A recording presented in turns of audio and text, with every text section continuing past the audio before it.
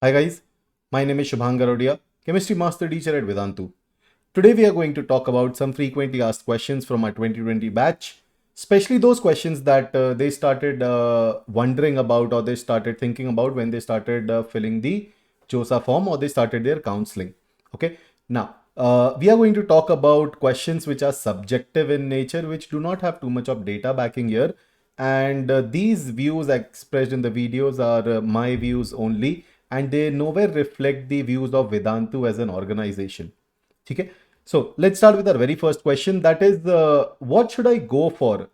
Should I go for the branch that I am getting in according to the previous year closing rank, or should I go for my in the branch that I have interest in, but perhaps it gets closed at some lower ranks, or the placement data of the branch that you're interested in is not that great in comparison to what you're being offered. So my view here, guys, is or my advice here is go ahead with what you are interested in, but be ready to give more than 100% whenever required, because it is quite possible that what you're interested in is not that lucrative from day one placement perspective or campus placement perspective. But if you keep putting in your best efforts into it, definitely you will excel in it at some time or the other.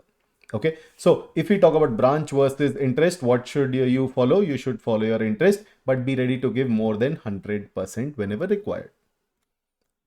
Then the next question comes, should I go for maths, physics, chemistry, MSc, or let's say biosciences mein MSc, which is offered in IITs or in select NITs, or should I stay stick, or should I stay stuck to the engineering fields, that's BTech and MTech? So guys, when we talk about pure sciences, that's mathematics, physics, chemistry, and biosciences, they are first of all offered as a 5-year integrated MSc course. And then definitely to get a great job or to get a very good career in it, you have to do some sort of post graduation. Okay, a PhD would be an ideal step after a MSc being done from IITs here. Okay, so what is different in pure sciences versus engineering? Pure sciences essentially lay the background on which engineering stands. For example, if we talk about chemical engineering, guys, chemical engineering essentially stands on the foundations of chemistry, mathematics, and to very small extent physics. Similarly, all your applied sciences, that is engineering fields, have their basis in pure sciences. And pure sciences में बहुत ज़्यादा research work is needed, बहुत ज़्यादा problem solving aptitude is needed. Pure sciences में you have to concentrate on a one particular aspect and go deep in it a lot. And engineering may you hover around in lot many aspects.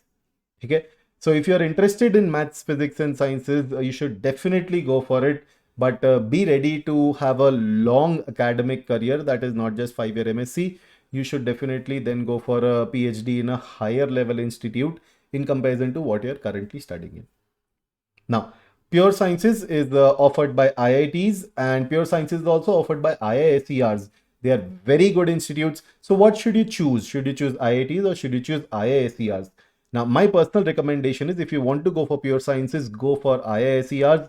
They have much better background in research. They have much better faculty pool when it comes to pure sciences. Also, if you check the percentage of students opting for higher studies after doing their pure sciences from IICR is in better colleges, is being done in better colleges in comparison to the IITs. Okay, but as I said earlier, guys, wherever you do your pure sciences graduation, that's MSc degree from, you should always be ready for a PhD and then probably a postdoc ahead, so that you can have an illustrious career in the field. Next, the very next question, which is very common asked, is what should you do? Should you choose BITS ka seat or should you choose an NIT ka seat? BITS may admission is done through BITSAT exam, right? They have a separate criteria of their own, then they give their rank list, and then NIT's may admission you get through JEE mains and then JOSA counseling. So then the question comes, if let's say you're offered BITS mechanical in BITS Pilani, for instance, versus mechanical in NIT Trichy, suppose. So what should you go for?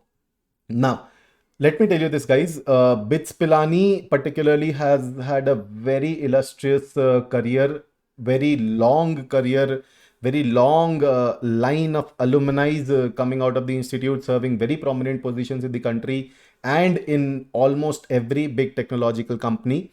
So BITS Pilani, BITS Goa, BITS Hyderabad, they are very good institutes, but being private institutes, they are a bit pricey. The fees is bit more higher on the higher end than NITs. So if you can afford it, definitely you can go for BITS. The colleges are very good. There's nothing to doubt about it. And in BITS, what should be the preference order? It should be Pilani, then Hyderabad, and then Goa.